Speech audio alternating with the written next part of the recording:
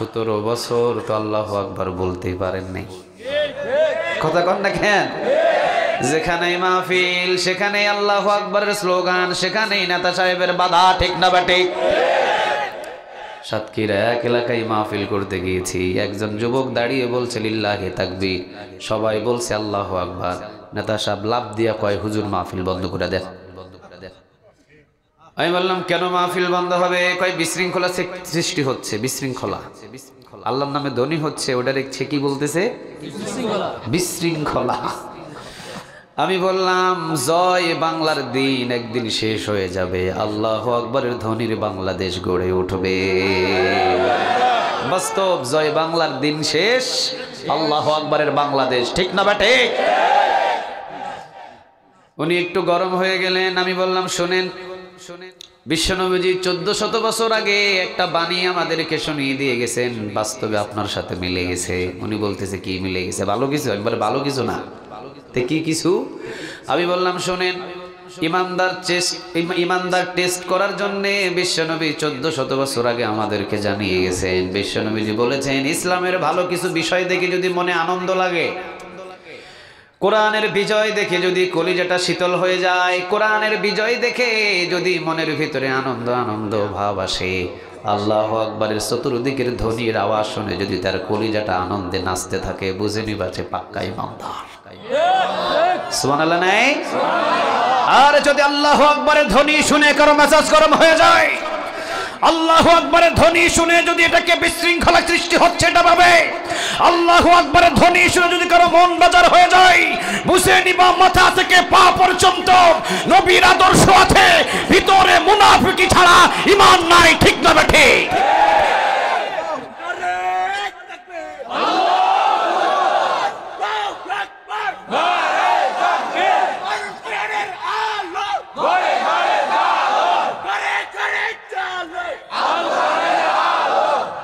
আল্লাহ তুমি কবুল করো, আরো জোরে বলেন আমিন।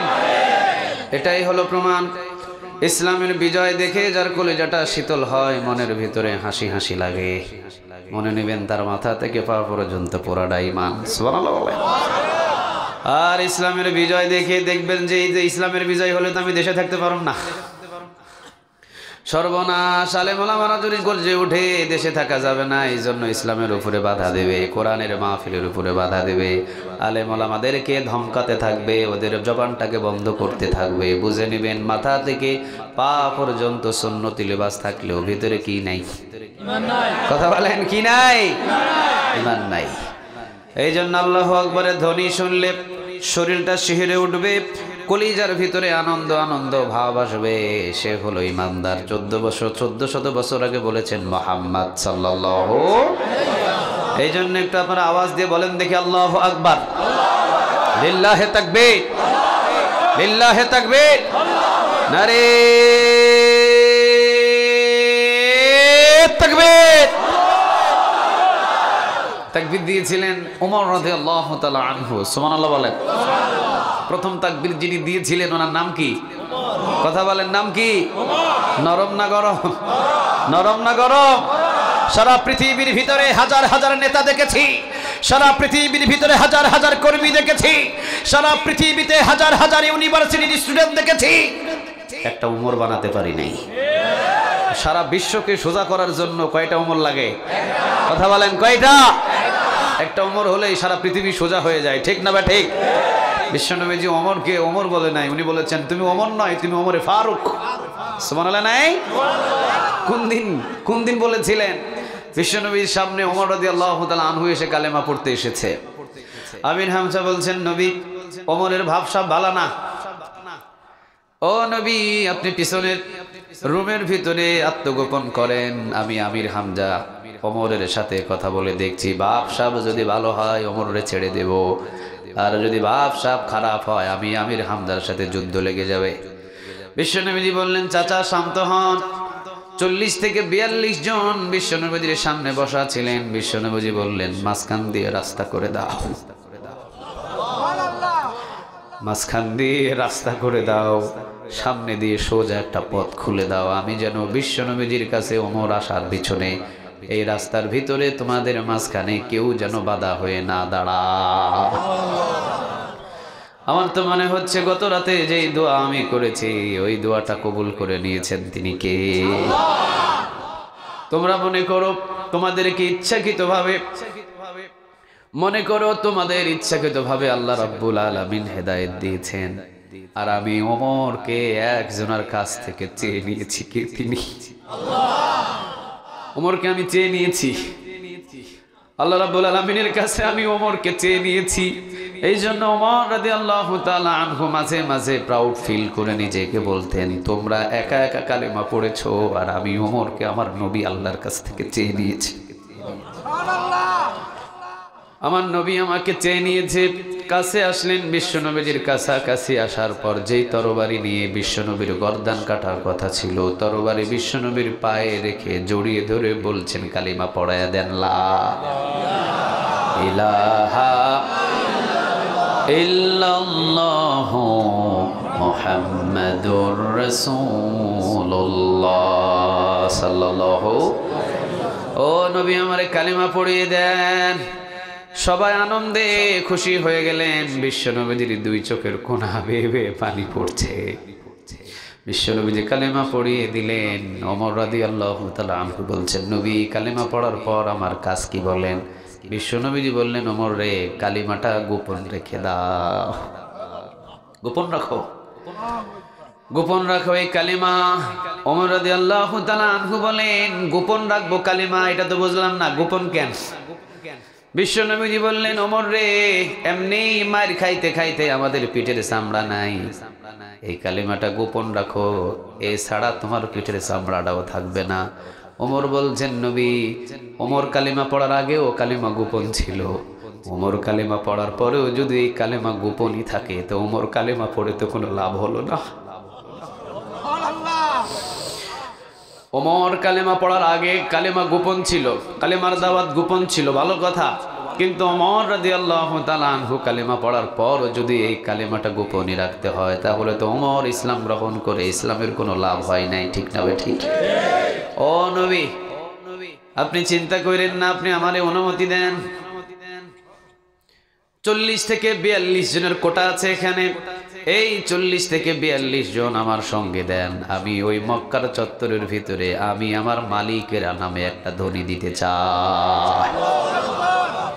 অনুমতি দেন। বিশ্বনবী বলেন, না ওমর পাগলামি করো না। কয়, পাগলামি কি দেখছেন? মাত্র শুরু। মাত্র কি? কথা বলেন, মাত্র কি শুরু।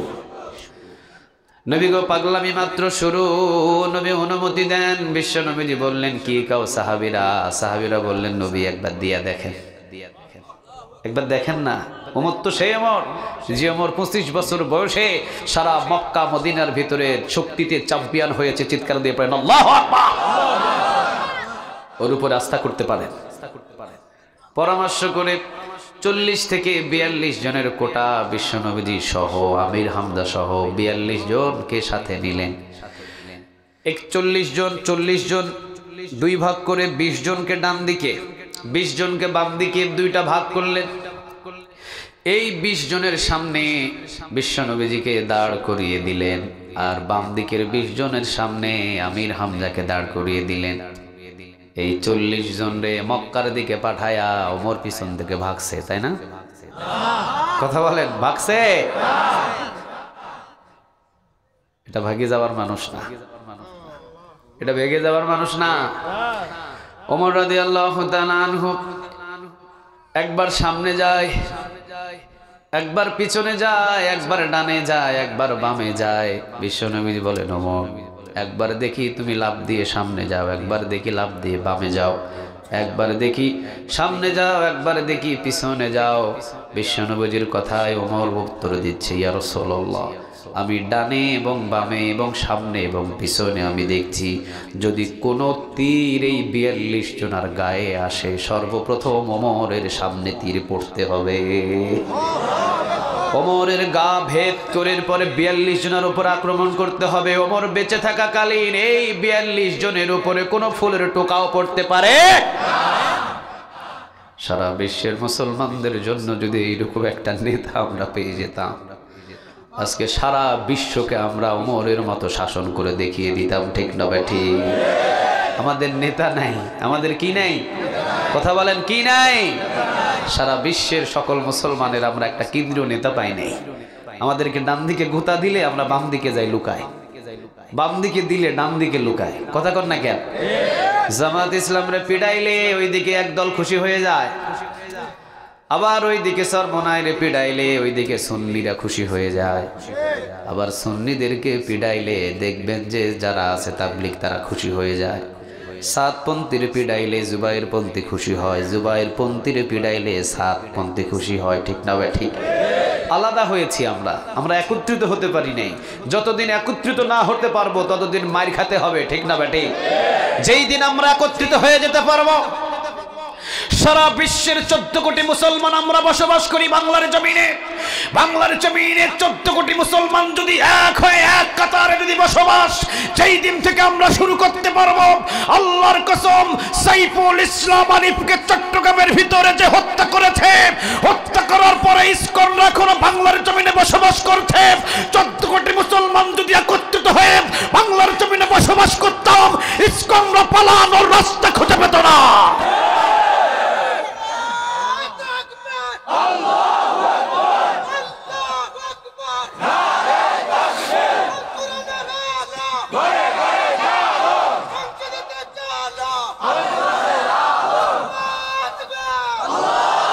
আল্লাহ তুমি কবুল করো। আরো একটু জোরে বলেন আমিন। 14 কোটি আমরা মুসলমান, অথচ আমার ভাইকে চট্টগ্রামের ভিতরে দিনে দুপুরে ইসকনদের দালালরা কুপিয়ে হত্যা করবে, আর আমরা শুধু তাকিয়ে থেকে দেখলাম, কিছু সুযোগ নাই। 14 কোটি মুসলমান আমরা বাংলাদেশে বসবাস করি।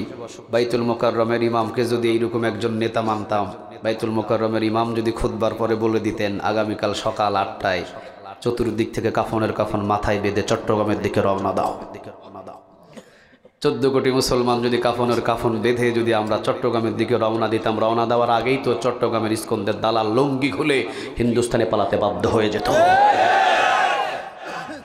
আমরা একত্রিত হতে পারিনি। হিংসা কলিজা থেকে বাহির করে দিয়ে রাসূলের সৈনিকদের মতো একত্রিত হয়ে বসবাস করব ইনশাআল্লাহ। সবাই বলেন ইনশাআল্লাহ। ও নবী 42 জন, এই 42 জনের গায়ে যদি কোনো আঘাত আসে, আগে মোকাবেলা করতে হবে কার সাথে? কথা বলেন। আগে ওমরের সাথে কথা বলতে হবে, ওমরের সাথে কথা বলতে হবে। এছাড়া ওমরের সাথে কথা না বলা পর্যন্ত 42 জনের দিকে তাকানোর সুযোগ নাই। সুবহানাল্লাহ নাই? এই 42 জনকে সামনে পিছনে ডানে বামে ঘেরাও দিতে দিতে সামনের দিকে অগ্রসর করতে করতে 40 থেকে 42 জন তাফসিরের ভিতরে এসেছে। 40 থেকে 42 জন যখন লাইভ বলে যখন সামনের দিকে অগ্রসর করছিলেন, পুরা মক্কার চত্বরটা 40 থেকে 42 জনের পায়ের ধুলার বালিতে অন্ধকার হয়ে গেছে। সুবহানাল্লাহ বলবেন না? ওমর রাদিয়াল্লাহু তাআলা আনহু পিছন দিক থেকে যখন মক্কার দরজার প্রায় কাছাকাছি হাতিমে কাবার কাছাকাছি এসেছে, ইন দ্য মিন টাইম এই সময় পিছন থেকে দৌড় দিয়ে এসে ওমর রাদিয়াল্লাহু তাআলা আনহু সামনে দাঁড়িয়ে কাবার দরজার সামনে দাঁড়িয়ে আল্লাহর নামে একটা তাকবীর দিয়ে দিয়েছে, লিল্লাহে তাকবীর, লিল্লাহে তাকবীর, নারে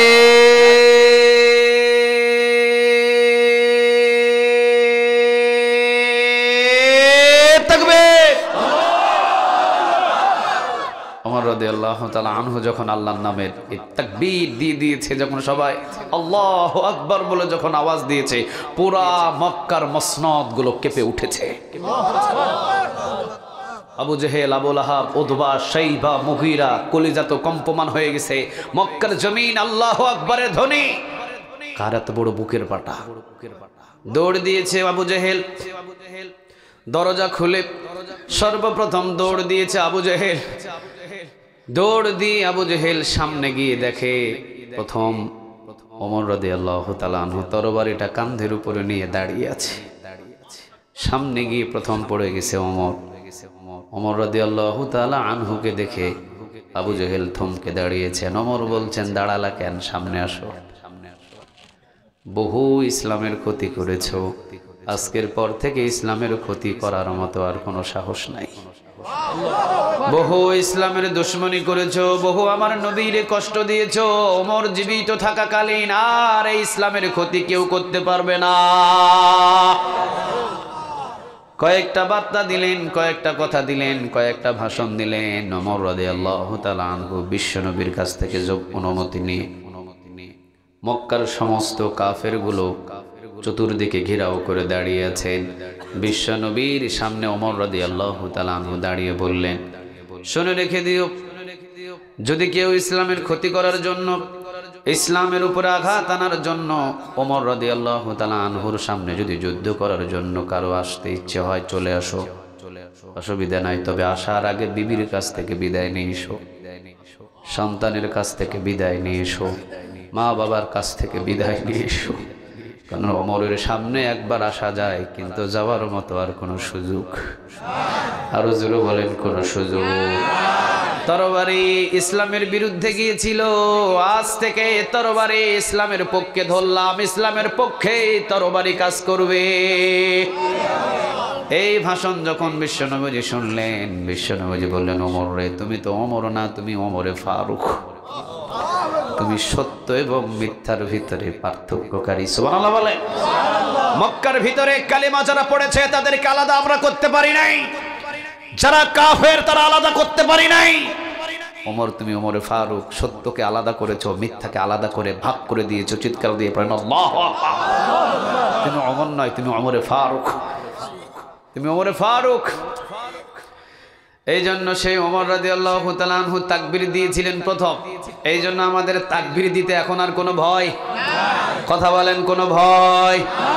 তাকবীর শুনে যারা লাফ দিয়ে উঠে, সে হলো আবু জেহেল, সে হলো আবু লাহাব, সে হলো উতবা, সে হলো সাইবা, ঠিক না ভাই ঠিক?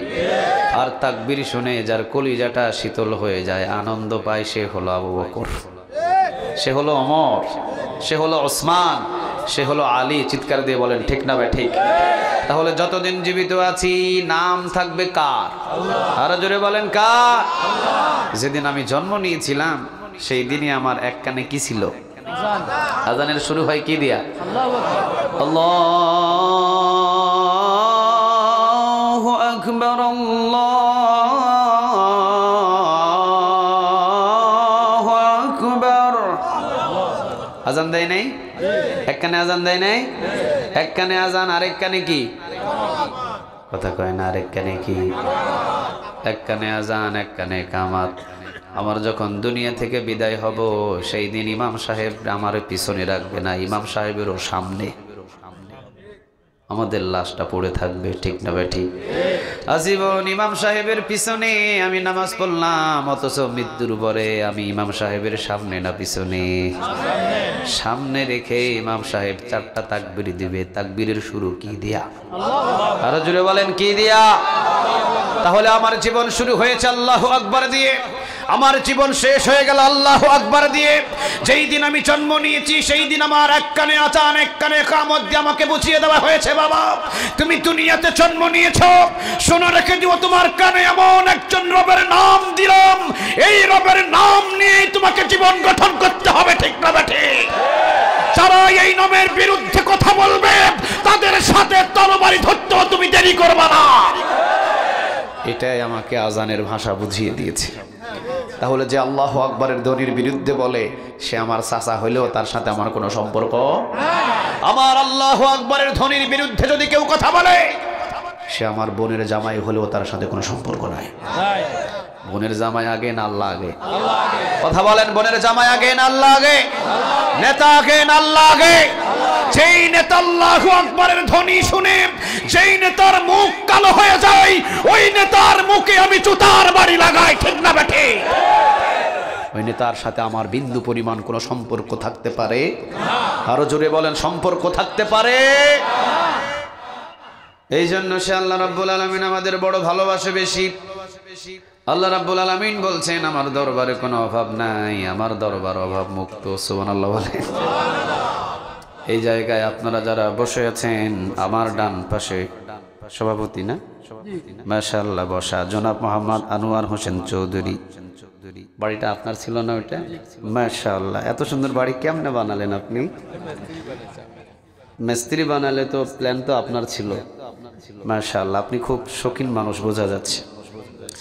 জনাব মোহাম্মদ আনোয়ার হোসেন চৌধুরী ভাই, আমরা যদি সবাই এই মাহফিলে বসে যদি আমরা বলি ওনার কাছে আপত্তি করি যে আমাদের আপত্তিটা আপনি মেনে নেন, সবাই যদি চাপ দিয়ে বলি উনি হয়তো বলবে ঠিক আছে মেনে নিব, আপনারা বলেন। এখন আমি বলবো যে আমি যেটা বলবো এটা আমাকে আজকে খাওয়াতে হবে। উনি বললেন ঠিক আছে হুজুর, অসুবিধা নাই। মাহফিলের সবার আপত্তিগুলো উনি মেনে নেওয়ার জন্য প্রতিশ্রুতি দিলেন, ভালো কথা। আমি বললাম যে ভাই আমাকে এই মুহূর্তে হরিণের গোশত খাওয়াতে হবে। আরেকজন বললেন আমাকে বগুড়ার দই খাওয়াতে হবে। আরেকজন বললেন আমাকে অমুক খাওয়াতে হবে, আমাকে তমুক খাওয়াতে হবে, আমাকে এখানে নিয়ে যেতে হবে, আমাকে ওখানে নিয়ে যেতে হবে। মাহফিলের সব মানুষদের চাহিদা এক একজনের চাহিদা এক এক রকমের হবে। সব চাহিদাগুলো কি আমাদের আনোয়ার হোসেন চৌধুরী ভাই পূরণ করতে পারবে? কথা বলেন, পূরণ করতে পারবে? সম্ভব নয়, যেহেতু আমরা মানুষ। কিন্তু আল্লাহ রাব্বুল আলামিন বলেন বান্দারে তোদের সমস্ত ভান্ডারে অভাব আর আমার ভান্ডারে কোনো অভাব নাই। পৃথিবীর সব মানুষগুলো যদি এক জায়গায় বসে এক একজন মানুষ যদি এক একটা চাহিদা না 1000 করেও চাহিদা করে, চাহিদা শেষ করার পর যখন আমি আল্লাহকে বলবো আল্লাহ পূরণ করে দেন, সব মানুষদের চাহিদা আমি 1 সেকেন্ডে পূরণ করতে পারি, আমি সেই রব। সুবহানাল্লাহ নাই? তাহলে আমার রব হলেন তিনি, যার কোনো অভাব নাই, যার কোনো অনটন নাই। তিনি সব মানুষদের যদি জান্নাতে ঢুকায় দেয়, জান্নাতের কোনো অভাব হবে? জাহান্নামে যদি আমাদেরকে জ্বালায় দেয়, কেউ কোনো টু সাউন্ড করতে পারবে না। এই ক্ষমতা কারো আছে? কথা বলেন, আছে? আছে। এই জন্য আল্লাহ রাব্বুল আলামিন বলছেন আমি আল্লাহ রাব্বুল আলামিন তৃতীয়বারের মতো ডাক দিয়ে শুধুমাত্র দেখবো যে দেখি ওর কোনো ধরনের কোনো ছোট গুণ নেকামল আছে কিনা। যদি পেয়ে যাই, এই ছোট্ট একটা মাহফিল আসছিলাম কোরআনের মহব্বতে, যা বেটা এটার ওসিলাই মাফ করে দিলাম, আমার জান্নাতে চলে যা। পারে না? কথা বলেন, পারে? পারে।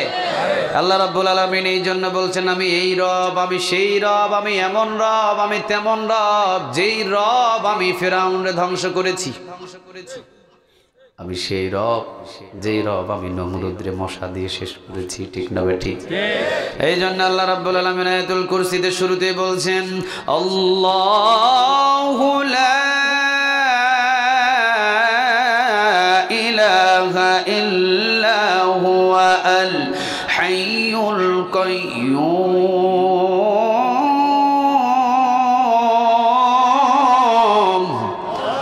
আল্লাহু লা ইলাহা ইল্লা হু, আমি এমন রব, আমি ছাড়া কোনো ইলাহ নাই, আমি ছাড়া কোনো মাবুদ নাই, আমি ছাড়া কোনো মালিক নাই। তিনি কয়জন? একটা আওয়াজ দিয়ে বলেন কয়জন?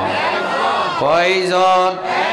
কুল হুয়াল্লাহ, পড়েন কুল হুয়াল্লাহু আহাদ আল্লাহুস সামাদ লাম ইয়ালিদ ওয়া লাম ইউলাদ ওয়া লাম ইয়াকুল লাহু কুফুয়ান আহাদ। কথাটা কার? আল্লাহ। কুল হুয়াল্লাহু আহাদ, আল্লাহ এক অদ্বিতীয়, আল্লাহুস সামাদ তিনি অমুখাপেক্ষী, লাম ইয়ালিদ তিনি কাউকে জন্ম দেন নাই, ওয়া লাম ইউলাদ তাকেও কেউ জন্ম দেন নাই, ওয়া লাম ইয়াকুল লাহু কুফুয়ান আহাদ তার সমতুল্য আর কেউ। আরো জোরে বলেন কেউ। আল্লাহ রাব্বুল আলামিন বলছেন আমি সব সময়ের জন্য একাই থাকি, কিন্তু আমি শুধু আরশ আজিমে বসে থেকে দেখছি, ধরি না ধরি না ধরি না, কিন্তু আমি মালিক যেদিন ধরি সেদিন। কথা বলেন সেদিন। আচ্ছা আপনারা বুদ্ধি করে বলেন তো দেখি, ফেরাউনরে ধরছেন তিনি কে? বুদ্ধি করে বলেন তো দেখি, নমরুদরে ধরছেন তিনি কে? আব্রাহাম রে, হস্তি বাহিনী রে, আবাবিল পাখি দ্বারা শেষ করে দিয়েছেন তিনি কে? আল্লাহ এখন আছে না নেই? আপনাদের আওয়াজে মনে হচ্ছে নাই। ওই আল্লাহ আছে না নাই? যে আল্লাহ রাব্বুল আলামিন ফেরাউনরে ধ্বংস করেছে, যে আল্লাহ রাব্বুল আলামিন নমরুদরে ধ্বংস করেছে, যে আল্লাহ রাব্বুল আলামিন আব্রাহামরে ধ্বংস করেছে, যে আল্লাহ রাব্বুল আলামিন আবু জেহেল আবুল হাবরে ধ্বংস করেছে, বাংলার জমিনের স্বৈরাচারকেও সেই আল্লাহই বিদায় করেছে। ঠিক না বেঠে? আল্লাহু আকবার, নারে তাকবীর, আল কোরআনের আযান,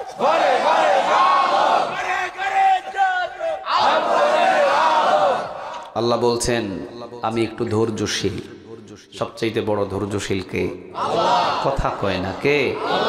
আল্লাহ বলছেন আমি সব সময় কিন্তু ধরি না। নমরুদরে বহু সুযোগ দিয়েছি, নমরুদের কাছে বহুবার আমি মুসা আলাইহিস সালামরে পাঠাইছি। সুবহানাল্লাহ নাই? মুসা আলাইহিস সালামরে দিয়ে কাজ হবে না, কারণ তার কথা একটু কথা কন না কেন? তার ভাইরেও নবী বানাইয়া দিছি, যাও এবার তোমার ভাই যাতে শুদ্ধ ভাষা সুন্দর ভাষা বলে মুসারে ফেরাউনরে বুঝাইতে পারে। বারবার গিয়েছেন, কাজ হয় নাই, সতীমাত্র জুলুমি শুরু করে দিয়েছেন। পয়গম্বর মুসা আলাইহিস সালাম রে হত্যা করার জন্য রওনা দিয়েছেন। আল্লাহ রাব্বুল আলামিন বললেন আর কোনো ছাড়ার সুযোগ, কথা বলেন, সুযোগ একই রাস্তা দিয়ে মুসা আলাইহিস সালাম রে পার করে দিলেন। ওই রাস্তায় নামায়া দুনিয়া থেকে শেষ করে দিলেন। তিনি কে? প্রকৃতপক্ষে মুফাসসিরিনে কিরাম বলছেন পৃথিবীর ভিতরে যত বড় বড় জালিম জন্ম নিয়েছে তত ছোট ছোট জিনিস আল্লাহ দিয়ে তাকে শেষ করেছে। চিন্তা করে দেখেন, যত বড় জালিম, যত বড় শক্তিশালী জালিম, যত বড় পাওয়ারফুল জালিম, যত বড় শক্তিশালী জালিমের সৈন্যবাহিনী, আল্লাহ বলছেন আমি তাকে তত ছোট জিনিস দিয়ে শেষ করেছি। আপনাদের এলাকায় পানিতে ডুবে মারা যায় বড় মানুষ না ছোট মানুষ? বড় মানুষ না ছোট মানুষ? পানিতে ডুবে মারা যায় আমাদের এলাকায় ছোট মানুষ। ফেরাউন ছোট না বড়? এই বেড়া পানিতে ডুবে মারা যায় কেমনে? আল্লাহ বলছেন ছোট জিনিস দ্বারা আমি শেষ করেছি, আমি সেই আল্লাহ। ডান দিকে ডান দিকে 10,000, বাম দিকে 10,000, পিছনে 10,000, সামনে 10,000, মোট 40,000 যে সৈন্যবাহিনী নিয়ে প্রায় উঠা বসা করতেন, যার নামটা হলো নমরুদ। এত বড় শক্তিশালী পাওয়ারফুল একজন নেতা, জালিম, বিশাল বড় বড় ফেরেশতা পাঠিয়ে তাকে শেষ করতে হয়েছে, তাই না? কি পাঠাইছিলেন? ছোট প্রাণী না বড় প্রাণী? এই মশাটা সুস্থ না অসুস্থ? আচ্ছা চিন্তা করে দেখেন তো, এখান থেকে কি বুঝলেন আপনারা? এখান থেকে কি বুঝলেন? এখান থেকে কি বুঝলেন? আল্লাহ রাব্বুল আলামিন বুঝাতে চাচ্ছেন সাবধান হয়ে যাও জমিনের জালিম, সাবধান হয়ে যাও জমিনের জালিম।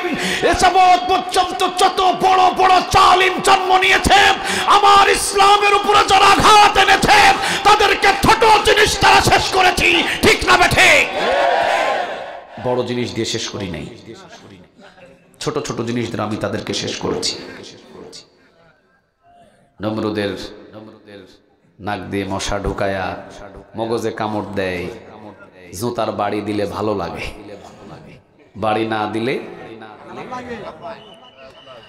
জুতার বাড়ি যদি আমাদের গায়ে দেয় স্বাভাবিকভাবে ব্যথা লাগে।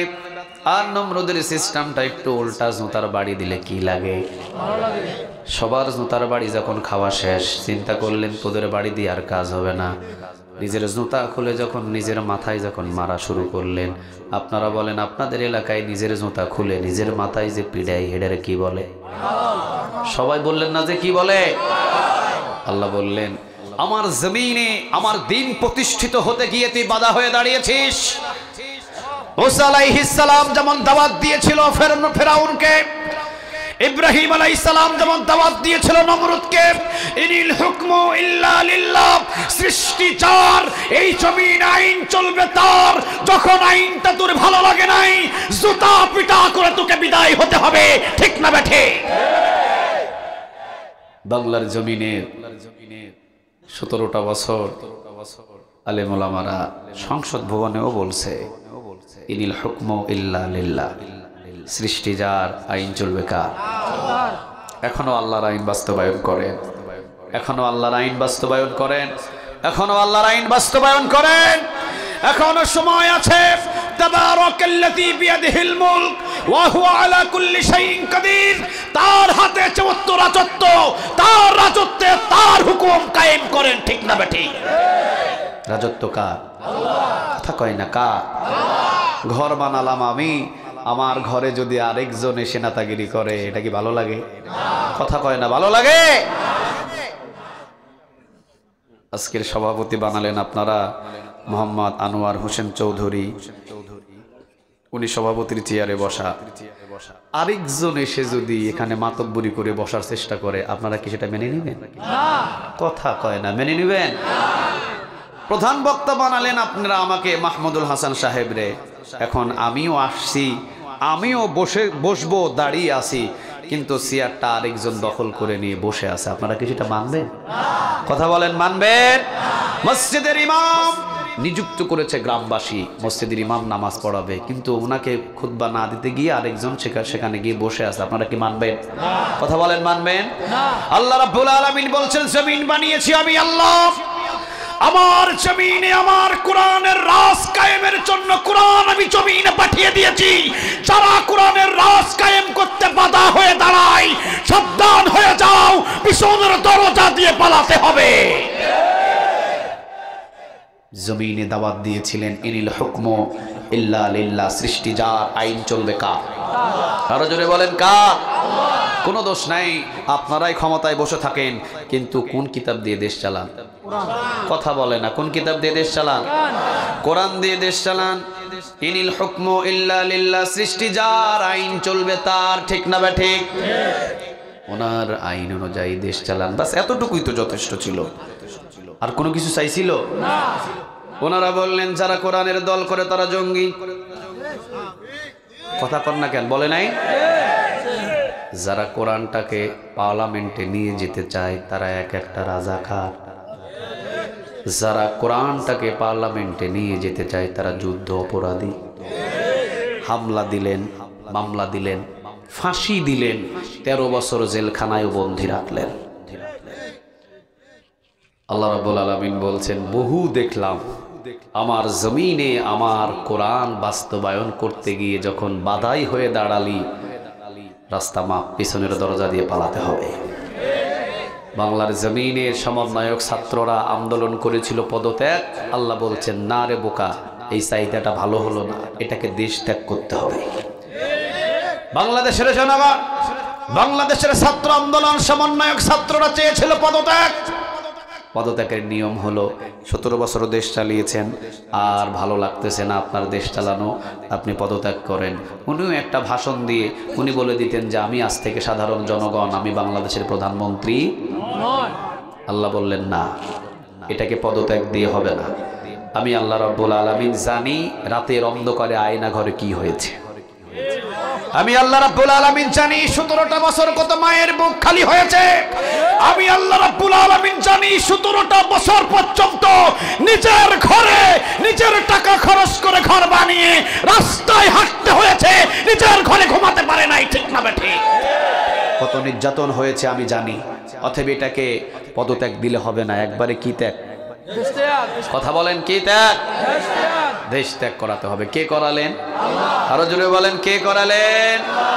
মুফাসসিরিনে কেরাম বলেন, কোন জালিমকে আল্লাহ পানি দ্বারা ধ্বংস করে দেয়, কোন জালিমদেরকে আল্লাহ মশা দ্বারা ধ্বংস করে দেয়। কি হয়েছে ওখানে?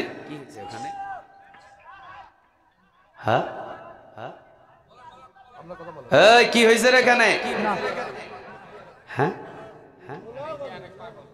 আচ্ছা আচ্ছা আচ্ছা, এইদিকে দেখেন, এইদিকে। কথা বুঝতেছেন আমার? অসুবিধা হচ্ছে না তো? মুফাসসিরিনে কেরাম বলেন, কোন জালিমদেরকে ধ্বংস করার জন্য কখনো আল্লাহ রাব্বুল আলামিন মশাকে ব্যবহার করে, কখনো পানিকে ব্যবহার করে, কখনো আব্রাহামের মতো হস্তি বাহিনীদেরকে ধ্বংস করার জন্য আবাবিল পাখি ব্যবহার করে। এ সবাই ওখানে দৌড়ায় কেন? তো ওনাকে থামানোর জন্য এতগুলো পিছনে যায় কেন? এই যে এগুলা, হ্যাঁ, স্বেচ্ছাসেবক 2 জন গেলে হয়, সবগুলা দৌড় দিছে ওখানে। দেখেন, আল্লাহ আমাদের একটু সহি বুঝ দান করুক, বলেন আমিন। আর একটু বলেন আমিন। মুফাসসিরিনে কেরাম বলেন, কখনো জালিমদের ধ্বংস করার জন্য, হস্তি বাহিনীর মতো জালিমদের ধ্বংস করার জন্য আবাবিল পাখি আল্লাহ রাব্বুল আলামিন পাঠান। কখনো পানি ব্যবহার করেন, কখনো মশা ব্যবহার করেন, আবার কখনো জালিমদেরকে শেষ করার জন্য ভিতরে শুধু ভয় ঢোকায়া দেন। তিনি কে? ভয় ভিতরে ঢোকায়া দেওয়ার কারণেই তো 18 রকমের খাবার রান্না করে না খেয়ে পালাতে বাধ্য হয়েছে। এমন ভয় আল্লাহ ঢোকায়া দিলেন, এলাকার পাতি নেতাগুলাও নাই। কথা বলেন না কেন?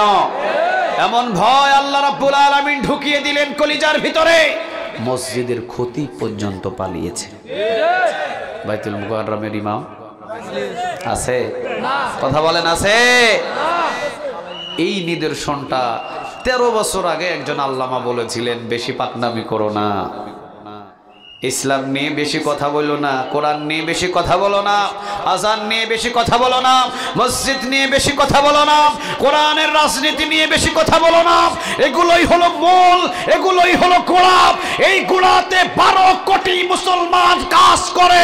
গাছের গোড়া ধরে যদি একবার নাড়া দেয়, মামু বাড়ি দিল্লি গিয়ে পড়বা। কোথায় গিয়ে পড়ছে? কথা বলেন।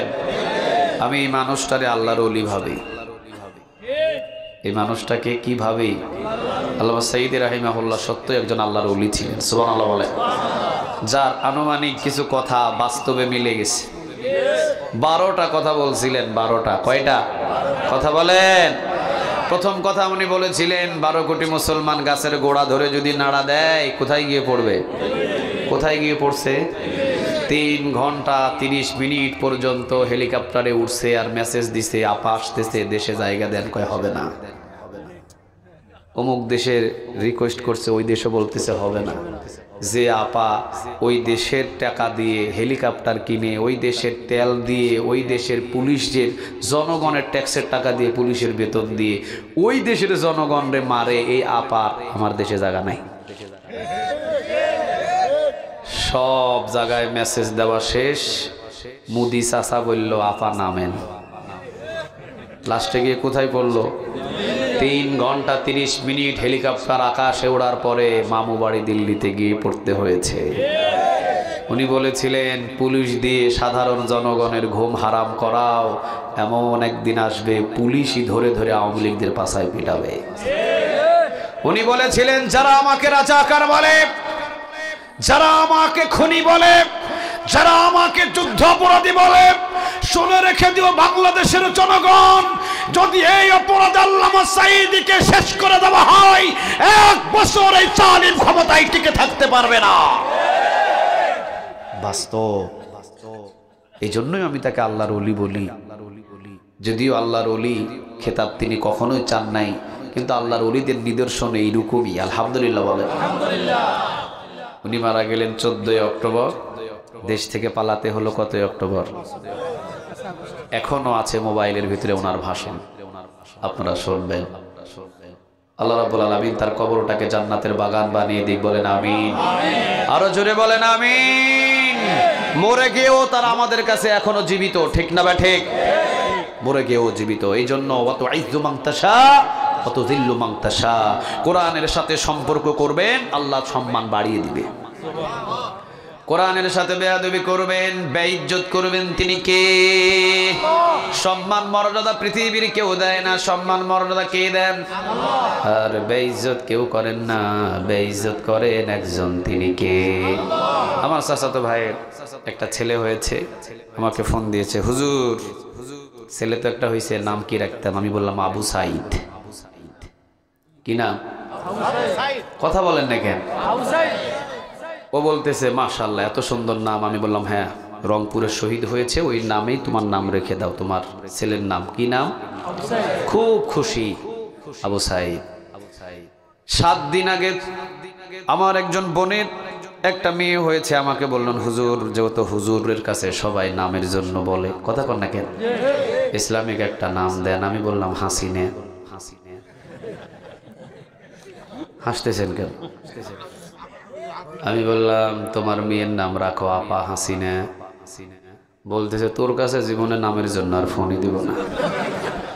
জীবিত থাকাকালীনও মরে গেছে, আর আবু সাইদ মৃত্যু হওয়ার পরেও মানুষের কাছে জীবিত আছে। এই সম্মান আর মর্যাদা দিয়েছেন তিনি কে? আল্লাহ রাব্বুল আলামিন। এই জন্য বলছেন আমি কখনোই ধরি না, আমি এমন রব ধরি না, কখনোই ধরি না, যখন সে ইসলামের দিন কায়েমে বাধা হয়ে দাঁড়ায় তাকেই শেষ করে দেন কে? আরো জোরে বলেন কে? আমাদের দায়িত্ব কোরআনটাকে পার্লামেন্টে নিয়ে যাওয়া, আর জালিমদের শায়েস্তা করার দায়িত্বটা কার? সে আল্লাহ রাব্বুল আলামিন বলছেন আল্লাহু লা ইলাহা ইল্লা হাইয়ুল কাইয়্যুম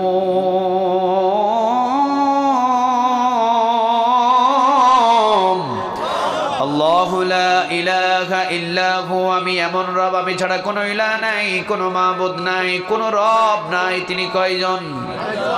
নামটা কি? একটু জোরে আওয়াজ দিয়ে বলেন, নামটা কি? আল হাইয়ুল আল কাইয়্যুম, আমি এমন রব, আমি চিরঞ্জীব, আমি চিরস্থায়ী। ফিরআউনকে ধ্বংস করার পর আমি আল্লাহ রাব্বুল আলামিনের ক্ষমতা একটুও কমে নাই, আগেও যেমন ছিল এখনো তেমনই আছে, ঠিক না বে ঠিক? আমি চিরঞ্জীব, আমি চিরস্থায়ী। সবার মৃত্যু হয় কিন্তু মৃত্যু হয় না কার? লা তাখুযুহু সিনাতু ওয়ালা নাওম, আমি এমন রব, আমার ঘুম নাই, আমার তন্দ্রামি নাই। 17টা বছর পর্যন্ত আয়না ঘরের খবর বাংলাদেশের জনগণ জানতো না। জানতেন কে? আর একটু জুড়ে বলেন কে? কত বড় জালিম এবং কত বড় জালিয়াতি করেছে। বাবাকে নিরপরাধ ভাবে ফাঁসিতে ঝুলিয়ে হত্যা করেছে, আবার ছেলেকে 12 বছরেরও বেশি আয়না ঘরে বন্দি রেখেছে। এর চাইতে বড় জালিম কি পৃথিবীতে আর জন্ম নেয় আমার জানা ছিল না। নিরপরাধ ভাবে বাবাকে ফাঁসিতে ঝুলিয়ে মারছে, আবার ছেলেকে 12 বছরেরও প্রায় বেশি সময় আয়না ঘরে বন্দি রাখছে। কত বড় জালিম হতে পারে চিন্তা করে দেখেন। এমনি এমনি পিছনের দরজা দিয়ে চুলের মতো পালাতে বাধ্য হয় নাই। আবার বলছে চট করে ঢুকে যাইতে পারি। হ্যাঁ, চট করে ঢুকে যেতে পারি। মনে রাখবেন, ফেরাউনকে আল্লাহ একবার ধরেছে, দ্বিতীয়বারের মতো সোজা হয়ে দাঁড়ানোর সুযোগ পাই নাই। নমরুদকে ধরেছে, সোজা হয়ে দাঁড়ানোর মতো সুযোগ পাই নাই। চট করে ঢুকলেই নেতা হওয়ার স্বপ্ন বাদ দিয়ে দেন, ফট করে আয়না ঘরে ঢোকার ব্যবস্থা হবে। নেতা হওয়ার স্বপ্ন বাদ দিয়ে দেন। যাকে আল্লাহ ধরে সোজা পায়, আর ওই জালিমকে দাঁড়ানোর আল্লাহ কখনো সুযোগ দেয়? আরো জোরে বলেন, সুযোগ দেয়? আল্লাহ বলছেন লা তাখুযুহু সিনাতু ওয়ালা নাওম। এই 17টা বছর কি হয়েছে না হয়েছে, রাতের অন্ধকারে কোন জায়গায় ক্রস ফায়ার হয়েছে, কোন মায়ের কুল থেকে সন্তানকে নিয়ে কোথায় গুম করা হয়েছে, কেউ জানে না। কে জানে? আল্লাহ। আরো জোরে বলেন, কে জানে? গণভবনে শতাধিক মানুষের লাশ পাওয়া গিয়েছে, গণভবনে গণকবর ছিল। 17টা বছর তো কেউ জানতো না। কে জানতেন?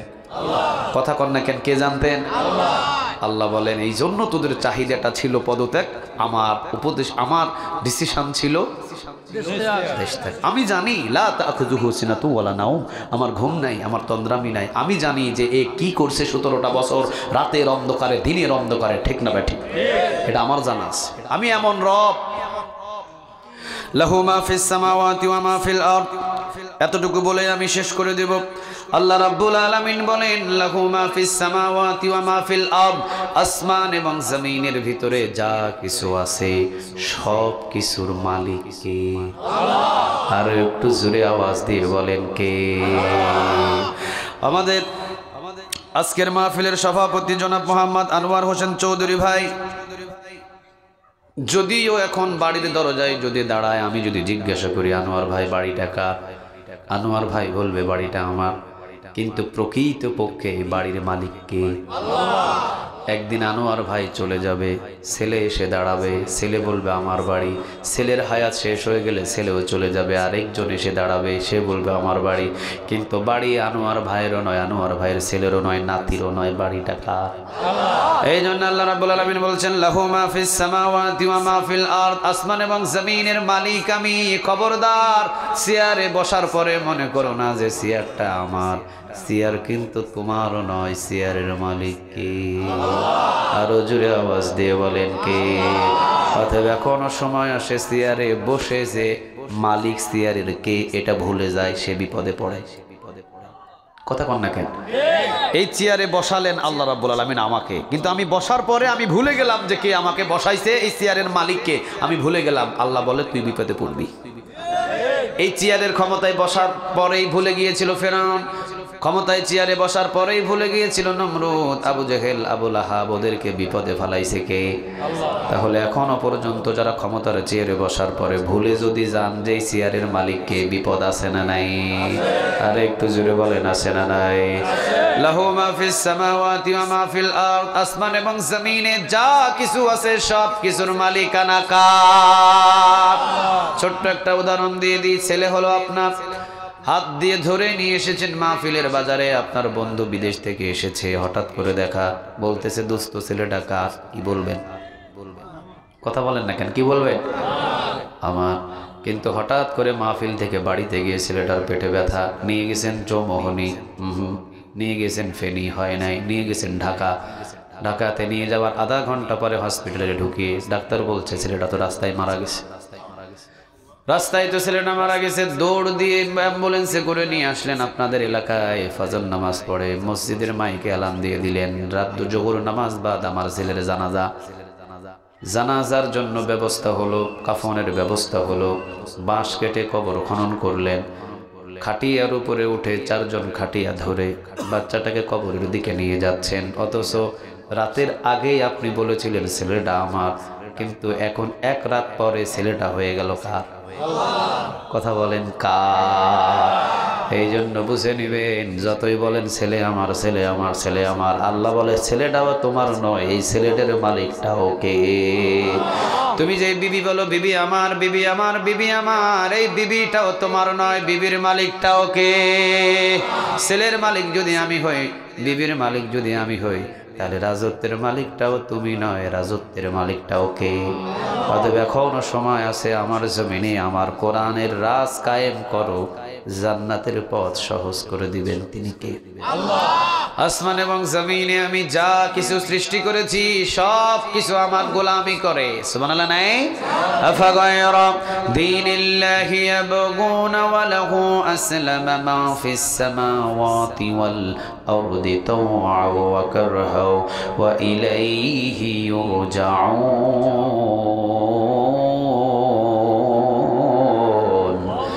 আল্লাহ বলছেন এই আসমানে এবং জমিনে আমি আল্লাহ রাব্বুল আলামিন যা কিছু সৃষ্টি করেছি সব কিছু হুকুম মানছে, গোলামি করছে কার? ওই সূর্য হুকুম মানে কার? ওই সূর্য গোলামি করে কার? ওই চন্দ্র গোলামি করে কার? ওই তারকারাজ গোলামি করে কার? ওই সাগরের পানি গোলামি করে কার? এই আমাদের শরীরের যত বডি অঙ্গ প্রত্যঙ্গ আছে সবগুলো গোলামি করে কার? কোনো সন্দেহ? কথা বলেন, কোনো সন্দেহ? আল্লাহ রাব্বুল আলামিন বলছেন ওই সূর্য আমার হুকুম মানে। প্রমাণ যদি নেন, প্রতিদিন একজন প্রাইমারি স্কুলের টিচার 8টা বাজে স্কুলে যেতে হয়, 4টা বাজে ছুটি হয়, সে কি প্রতিদিন 8টা বাজে যেতে পারে? কথা বলেন, যেতে পারে? কোনোদিন 8টা বাজে যায়, কোনোদিন 9টা বাজে যায়, কোনোদিন 10টা বাজে যায়, কোনোদিন 11টা, কোনোদিন যায় না, ঠিক না বা ঠিক? আপনারা বলেন তো দেখি, 100 বছরে সূর্য পূর্ব দিকে উঠে পশ্চিম দিকে ডুবে, 100 বছরে কয় দিন আধা ঘন্টা দেরি করছে? 1 ঘন্টা 10 মিনিট, 5 মিনিট? তাহলে সূর্য আমার আপনার হুকুম মতো ওখানে ওঠে না, ডুবে না, দেরি নাই, টাইম টু টাইম ওঠে, টাইম টু টাইম ডুবে। সূর্য হুকুম মানে কার? সূর্য গোলামি করে কার? আল্লাহ রাব্বুল আলামিন বলছেন সাগরের পানি আমার গোলামি করে। একই সাগরে 2 ধরনের পানি আছে দেখবেন, একদিকে লবণাক্ত পানি, আরেকদিকে মিঠা পানি। একদিকে চকচকে পানি, আরেকদিকে ঘোলা পানি, ঠিক না বা ঠিক? এই কথাটা কে বলছেন? কথা বলেন কে? মারাজাল বাহরাইনি ইয়ালতাকিয়ানি বাইনাহুমা বারাযাকুন লা ইয়াবগিয়ান।